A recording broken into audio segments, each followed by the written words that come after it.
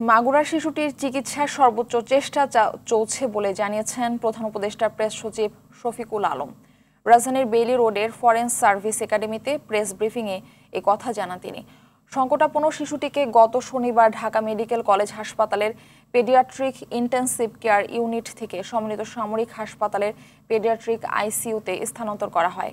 বর্তমানে সিএমএইচে ৮ জন বিশেষজ্ঞ চিকিৎসক নিয়ে গঠিত বোর্ডের অধীনে শিশুটি চিকিৎসাধীন রয়েছে।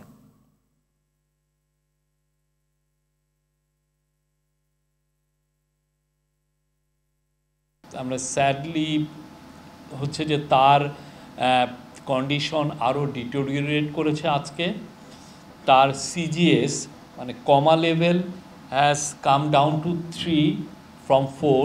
Brain stem and pupil reflex আর লোয়ার দেন ইয়েস্টারডে। অ্যান্ড আমাদের ডাক্তাররা সিএমএইচে তারা প্রাণান্তর চেষ্টা করছেন। আমরা আপনাদের কাছে আমরা সবাই মিলে প্রার্থনা করি উনি সম্পূর্ণ সুস্থ হন। আমরা সবার কাছে তার জন্য দোয়া চাচ্ছি।